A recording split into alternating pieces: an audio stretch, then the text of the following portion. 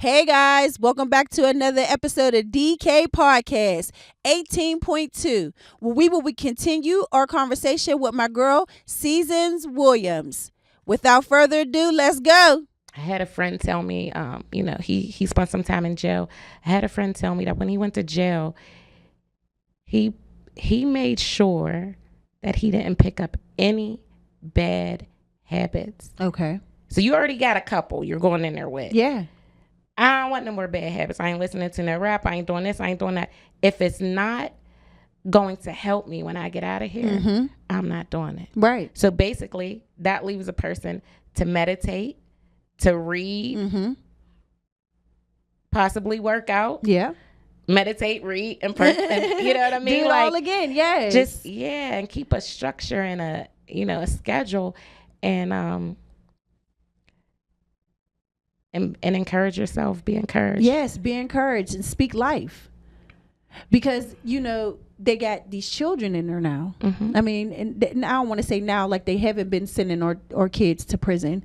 And, it always boggled my mind that you send these young 17, 18-year-olds to prison around these grown adults who have been in and out of prison. You don't think that they're going to pick up the patterns of what these older adults are showing them, telling them the stories that they're telling them, and you're not separating them. No. Well, sometimes in the beginning, but I don't know if that's healthy. So you have a 17-year-old and he's at the county or Westmoreland or wherever they are. They separate them by putting them in a hole. See, and that's crazy. So like 23 hours locked up. Yeah, that's crazy. That makes no sense. 23 hours locked up and you're 17. That alone is for anybody. It shows you how this is a design play and what it's really meant to do. The OGs in the jail. It's not. I don't know. Again, I feel like growing up in the 80s was like different. You had people who made bad choices, but they're on you. They're talking to you. They don't want you to make those same bad choices. Right. I think nowadays I see more of the old heads like putting them under their wing for, to recreate the cycle. Yeah. So when you're in there, your best bet is to be in good company. Yes. Get someone that's going to tell you their stories and allow it to really penetrate and alter your decision making. Yeah. Yeah, I totally agree. I mean, when you mentioned earlier about reading, and that was another thing that we touched on in our recap, was that parents, if you want your children to be successful, you have to read to them. And once they grasp on reading, let them read to you. You have to continue building and building and building so that they don't end up in a bad situation where they have to be in, survival mode. Because survival mode, it looks normal. It looks like that's what we're supposed to be doing. It looks like that's where we're supposed to be. It's like we don't understand that being in the projects, and I'm not knocking nobody that live in the projects, because my grandmother lived in the projects. I never lived in the projects, but I spent a lot of time in the projects because my grandma was in the projects. So I am a project baby. I ain't gonna lie. But that is not an end all be all. No. It's supposed to be a stepping stone. You're supposed to get in there, get on your grind, and then get up out of there. And then get out. So what you want to do is you want to, build your children and show them what stepping stones are. Don't normalize this stuff. Don't normalize being on food stamps. And I ain't knocking nobody who's on food stamps, because I wish I was on right now. But it's being limited now. You ain't gonna get but 2 years. Yeah. So, but don't normalize this stuff. Don't make it your life. Don't make it so that you're in survival mode all the time, and survival mode is normal. Right. Because it's not. No. God has more for us, and that's what I tell them. Absolutely. I say, do you really think that your purpose is this?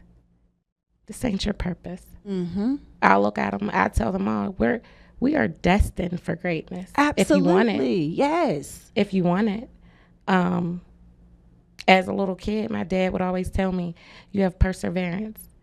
And he would say, you have perseverance, the ability to overcome any obstacle. Mm-hmm. And so I say that to the men and women. I don't leave without saying it. Mm-hmm. I say it to my kids because it wasn't until I was diagnosed with cancer that word came into play. Right. When I knew, like, okay, it's time to go to war. Yeah. It's time to fight. Right.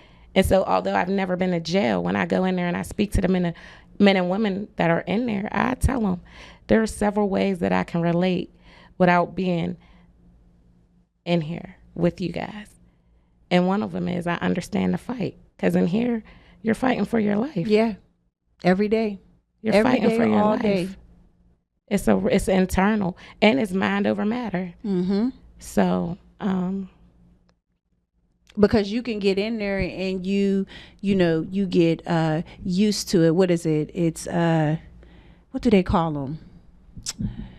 Oh crap, I can't think of what they call them. But you get used to being in jail, mm-hmm. and then you end up as a revolving door. It's a revolving door. Coming and going, coming and going, coming and going. And at some point, when do you realize that I can't do this no more?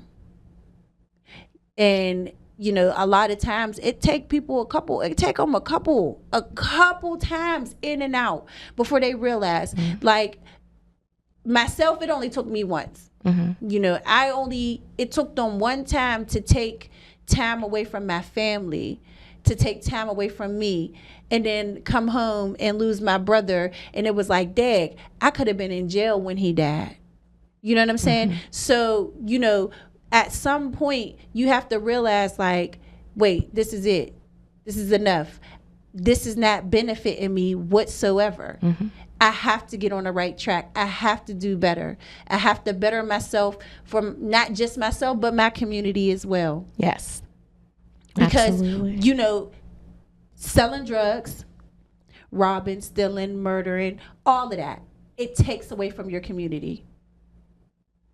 And at some point, we have to pour back into our communities, and we have to make it so that it was the way it was when we were growing up. Right.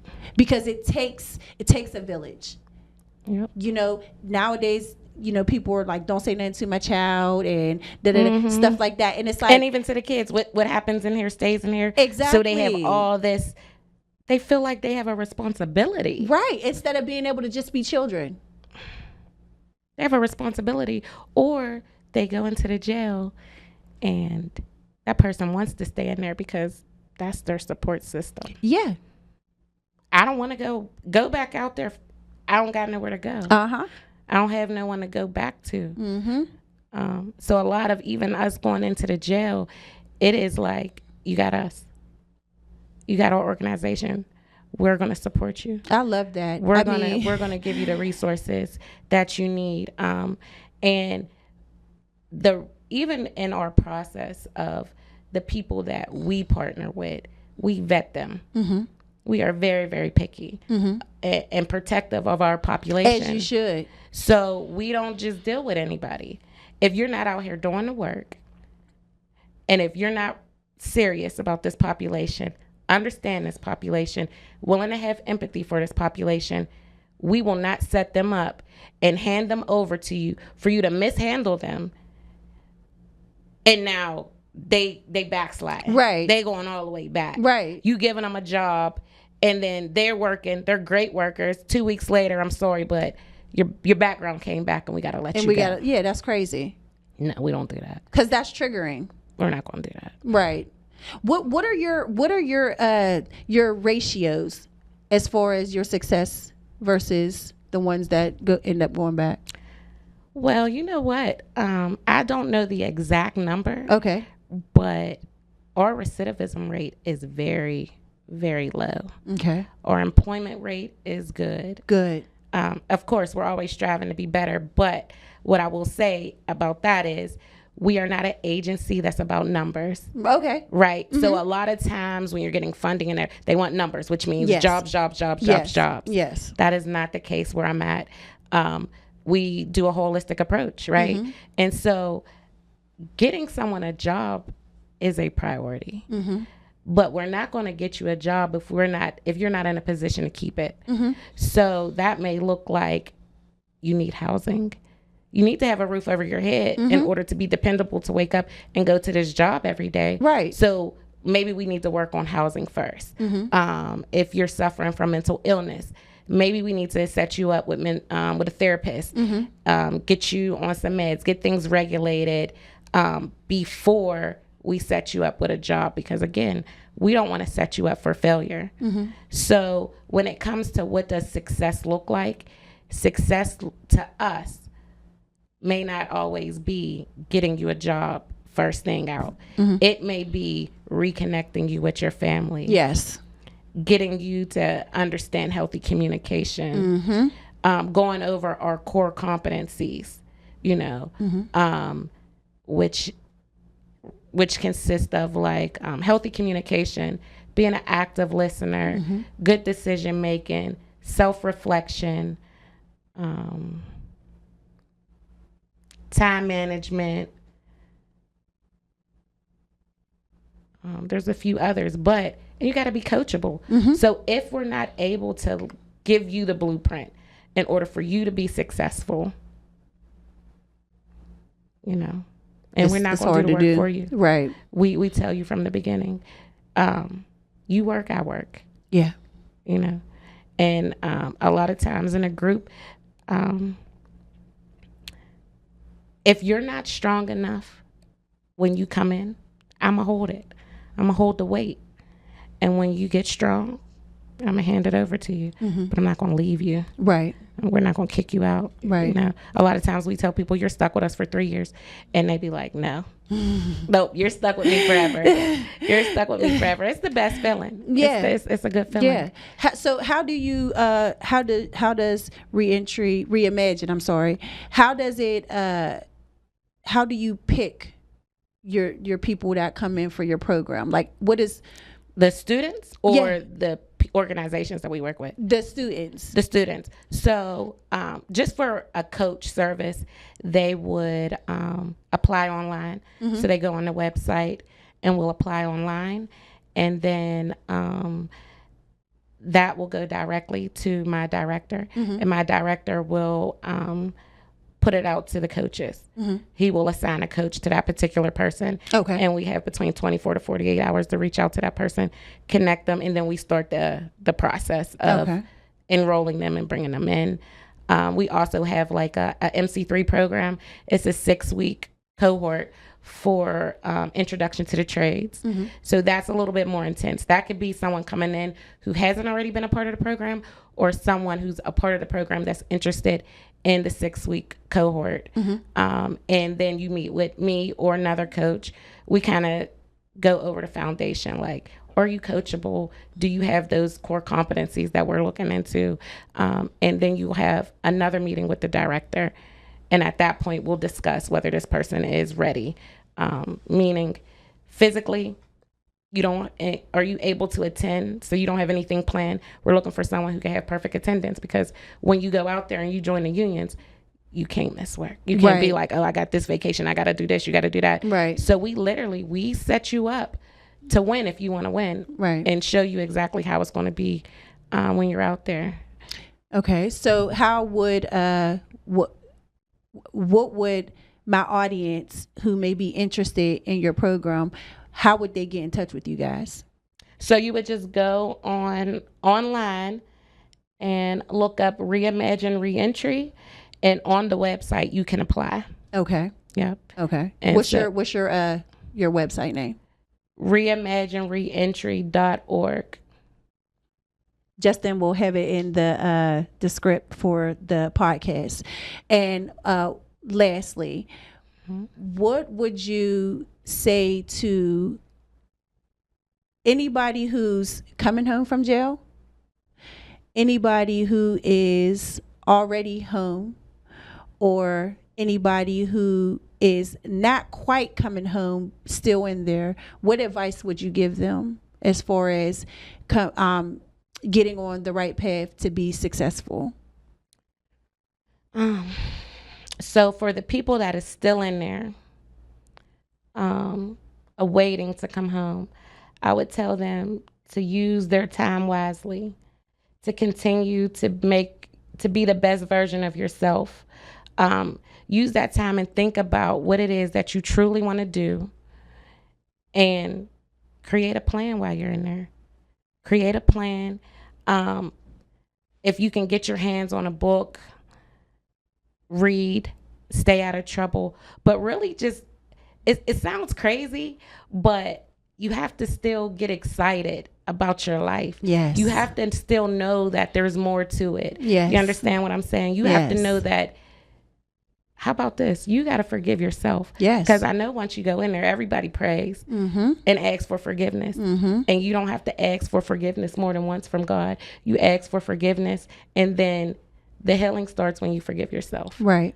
Forgive yourself, and then go ahead and plan your future on who it is that you're really purposed to be. Yeah.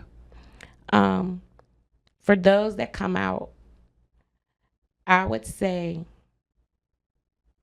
hopefully you were already working on yourself while you were in there and you have a plan. But get you an agency that really cares about you. Reentry, y'all. Reimagine reentry. I can't say it enough. Like, when I tell you, I love the organization because I've worked at a lot of places, and it is not about the passion. It's not about we're doing the work, but we're doing the work with ease because this is what we love to do. Right. You understand what I'm saying?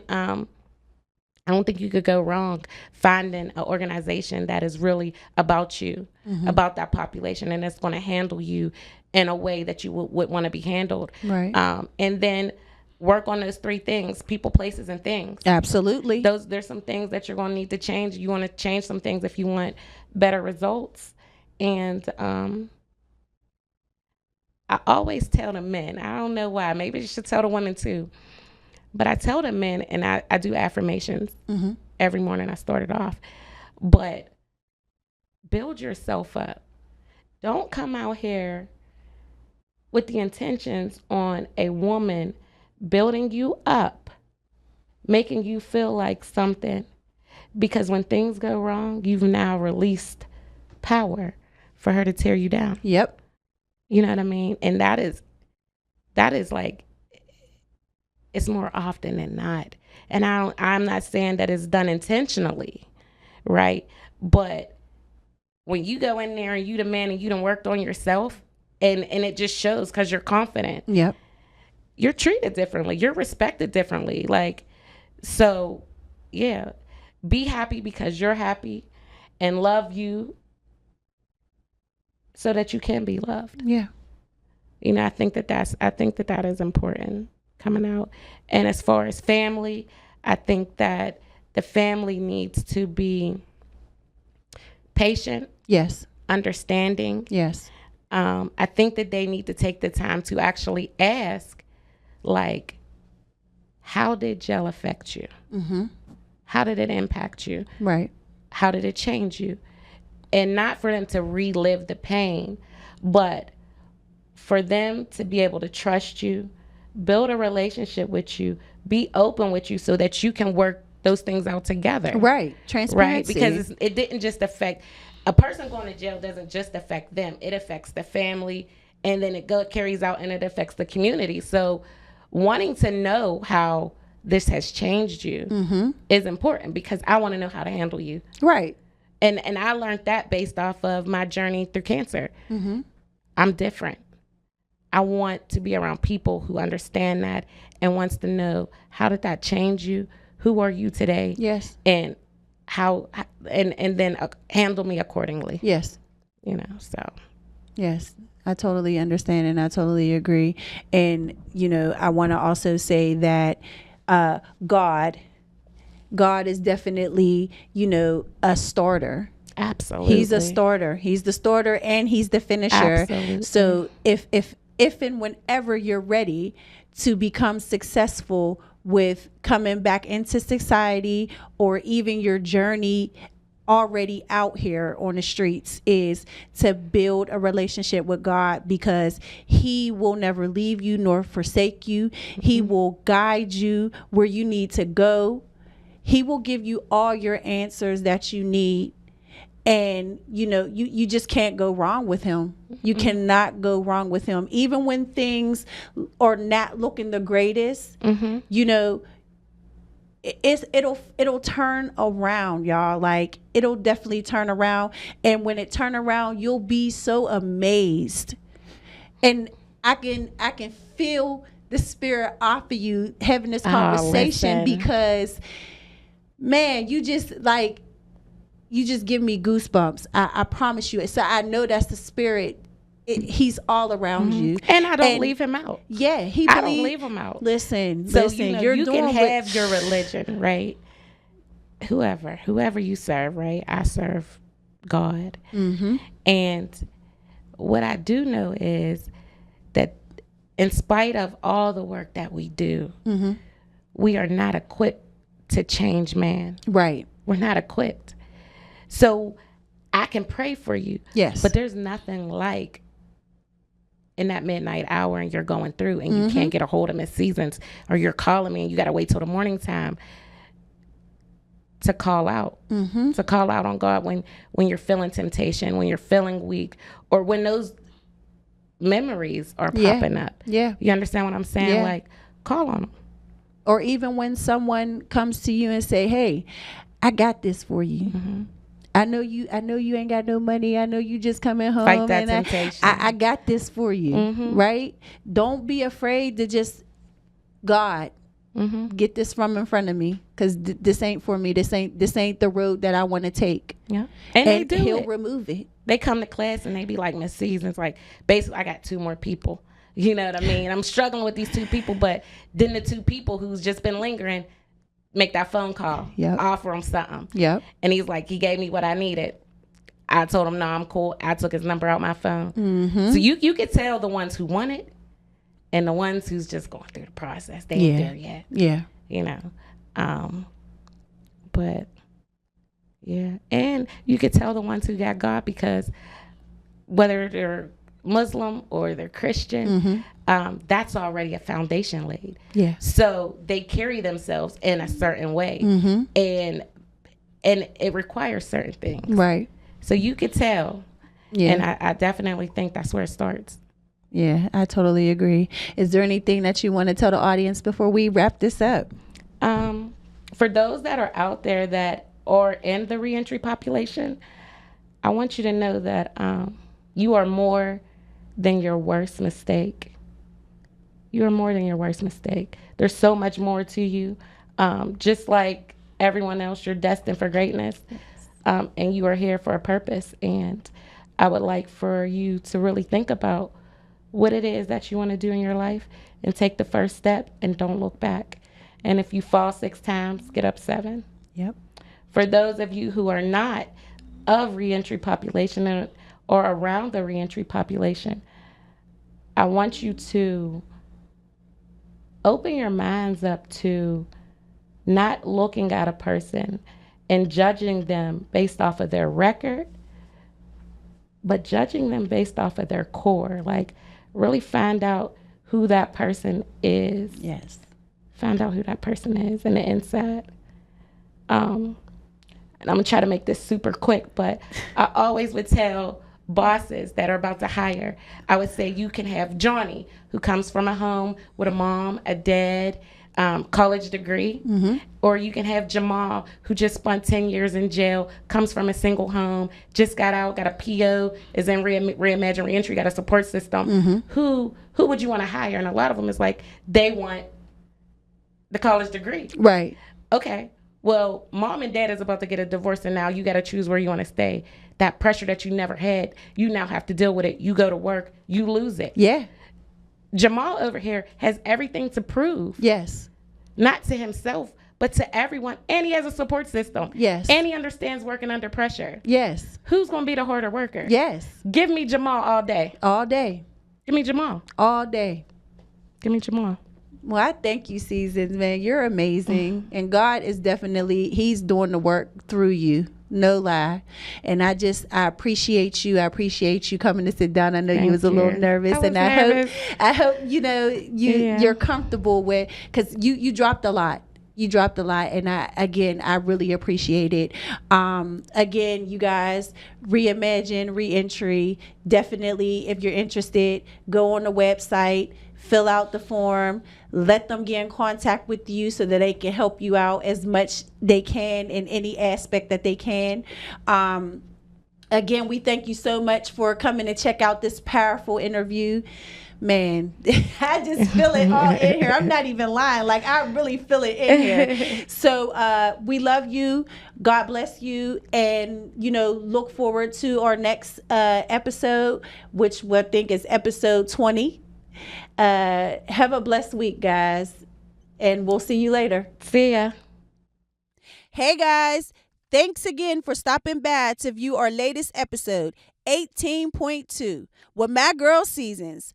I hope you got everything you needed out of my girl to be able to help anyone who's coming home so that they can hit the ground running. Stay tuned for next week's episode 19, where we will recap episode 17 and 18. Be safe, have a great week, and God bless.